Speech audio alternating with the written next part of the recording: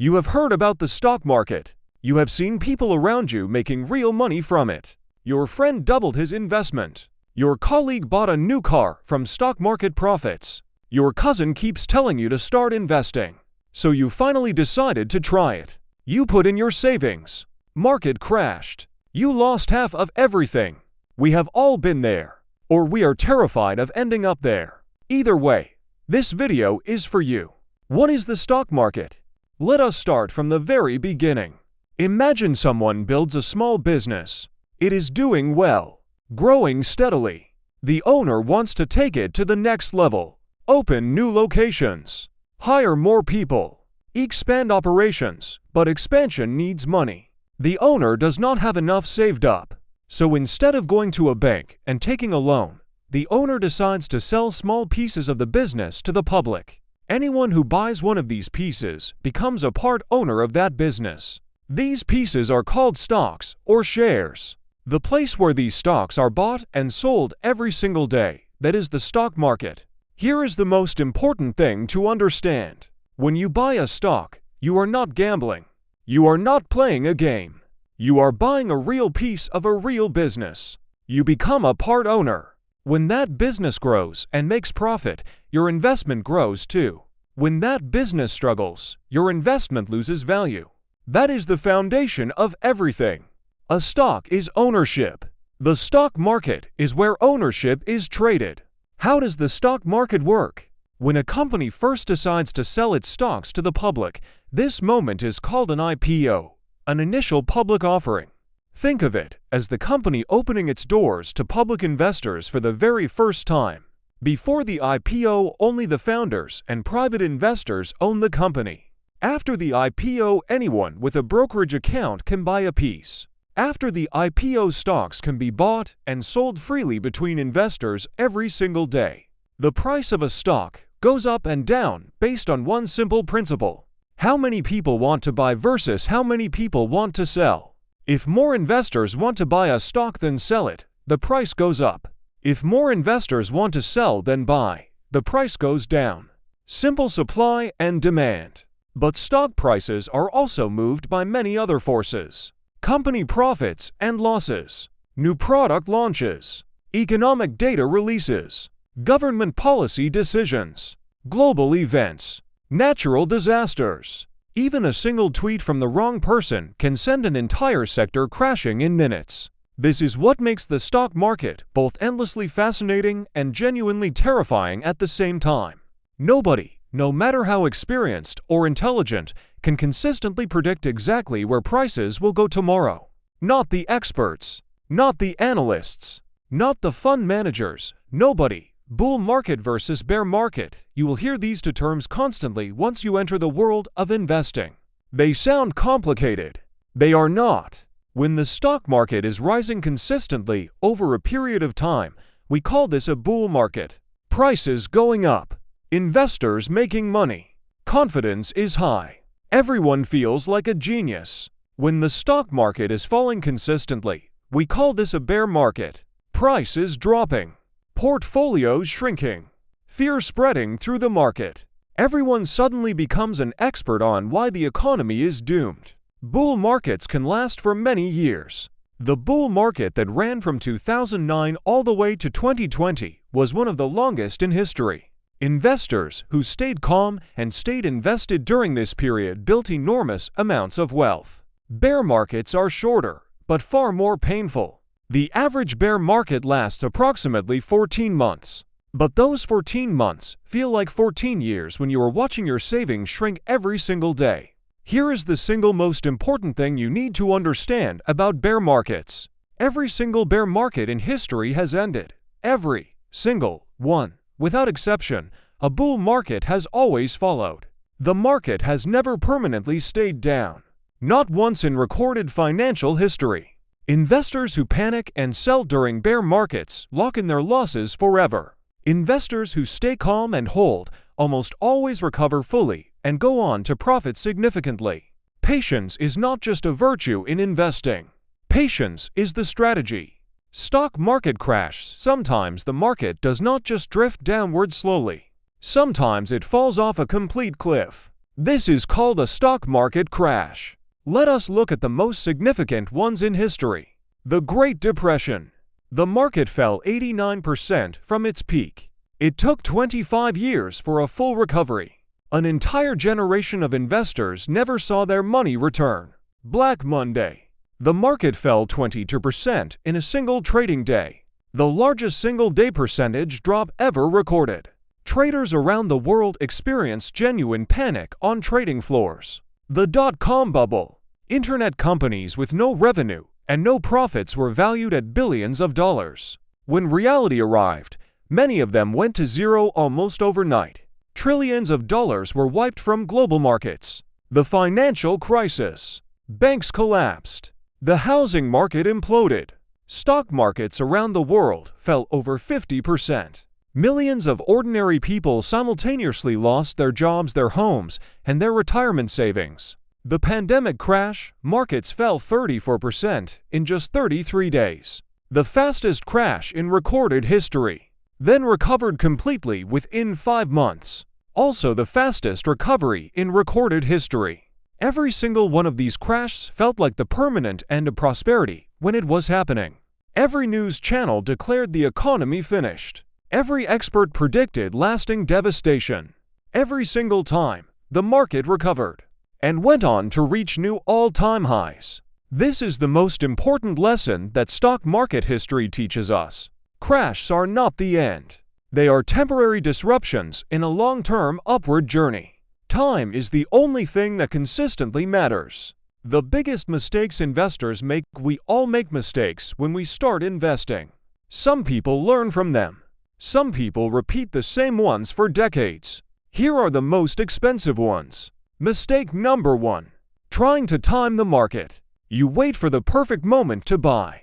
The market seems too high, so you wait. It goes higher, so you wait more. Then it crashes. You think now is finally the right time.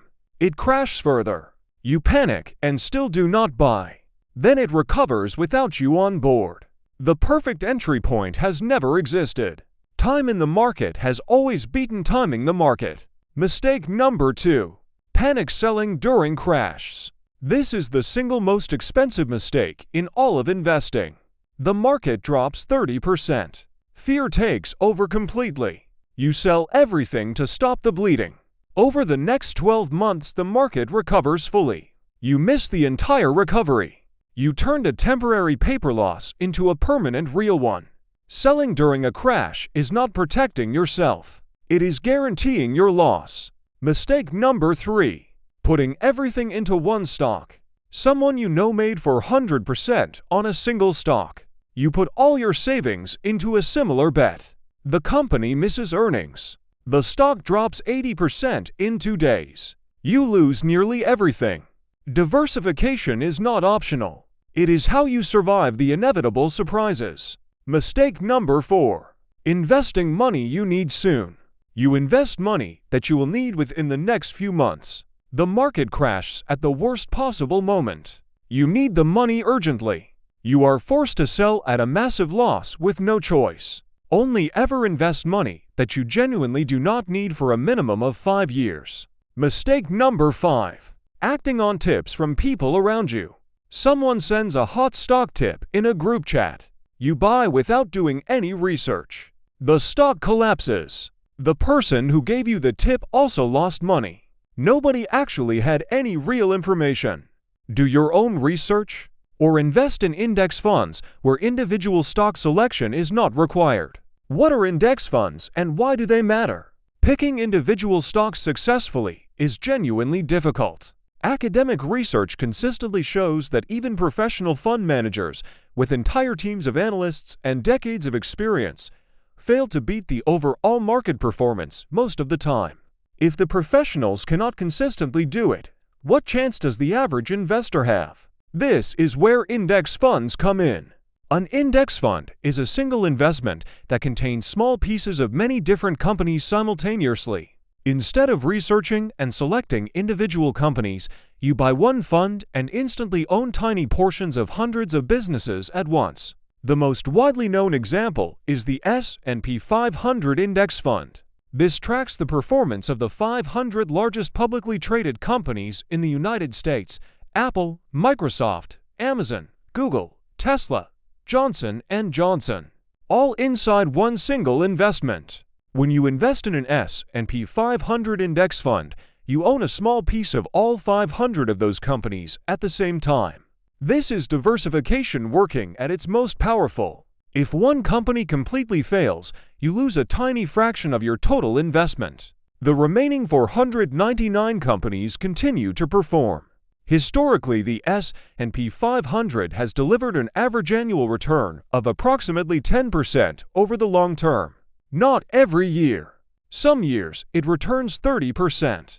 Some years it falls 40%. But averaged out over decades, approximately 10% per year consistently. Now let us talk about something that changes everything. Compound interest. If you invest $1,000 today at 10% per year, after 30 years you will have over $17,000 without adding a single extra unit, without doing anything at all except waiting and not panicking. Your returns generating their own returns, year after year, decade after decade. This is why starting early matters more than the amount you invest. A 25-year-old investing a small amount consistently will almost always end up wealthier than a 45-year-old investing much larger amounts. Time is not just important in investing. Time is everything. How wealthy investors actually think. There is a fundamental difference in how wealthy long-term investors approach the stock market compared to everyone else. Ordinary investors think about what the market is doing today. Experienced investors think about where they will be in 20 years. Ordinary investors feel excited when markets rise and terrified when markets fall. Experienced investors feel relatively indifferent to short-term movements because they understand they are irrelevant to long-term outcomes. Ordinary investors check their portfolios daily, sometimes multiple times a day. Every red number triggers anxiety. Every green number brings temporary relief. This emotional cycle leads to poor decisions. Experienced investors check their portfolios quarterly at most. When markets crash, experienced investors do not sell. Many of them buy more, because they understand that a crash is not a disaster. A crash is a sale. Every asset in the market is available at a discount. The investor who buys during fear and holds through recovery, that is the investor who builds real wealth. Wealthy investors also understand the power of dividends. Many established companies distribute a portion of their profits directly to shareholders every single quarter, simply for holding the stock. No work required. Money arriving in your account 4 times a year. This is passive income operating at its most straightforward. Capital working continuously regardless of what you are doing with your time. The investors you look up to did not start with advantages you do not have. They started exactly where you are right now. The difference is they understood one thing early, and they acted on it. How to actually start? Here is the truth that most people in the financial industry would rather you did not fully understand. You do not need a large amount of money to begin investing. You do not need specialized knowledge or expensive advisors or connections to the right people. You need 3 things: time, consistency, and the discipline to not panic. Step 1. Start immediately. Not when conditions feel right. Not when the market looks less uncertain. Not next month when you have more money saved. The best time to start was years ago. The second best time is right now. Step 2. Invest a fixed amount every single month without exception. This approach is called dollar cost averaging. When markets are down, your fixed contribution buys more shares. When markets are up, it buys fewer. Over time, this naturally averages out your purchase price and removes the pressure of trying to time your entries. Step 3. Begin with broad index funds.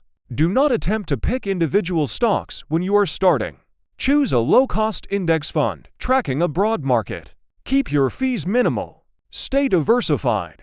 Let compounding do the work that most people exhaust themselves trying to do manually. Step 4. Stop checking your portfolio every day.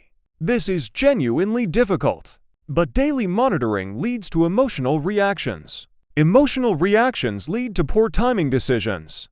Poor timing decisions lead to losses that disciplined investors avoid entirely. Step 5. Think in decades. The stock market has never rewarded impatience over the long run.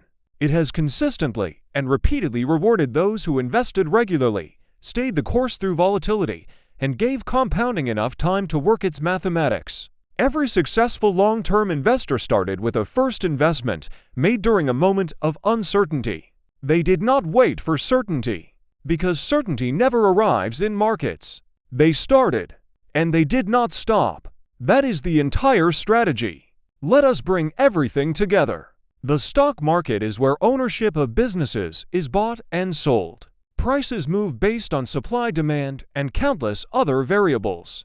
Bull markets rise. Bear markets fall. Crashes happen, but the market has recovered from every single one in history without exception. The biggest mistakes are trying to time the market, selling during crash C, and concentrating everything in a single investment. Index funds represent the most reliable and accessible starting point for most investors. Compound interest and time are the two most powerful forces available to any investor, regardless of their starting position. You do not need to be wealthy to start. You do not need to be an expert. You need to understand the basics, control your emotions, invest consistently, and give it time. The market rewards patience above everything else. It always has. This is not financial advice. Please consult a qualified financial professional before making investment decisions. Check out other Broke Monkey videos for more financial topics explained simply and clearly. If you want to support this channel so we can keep making these videos, check out the link below. Apes together strong.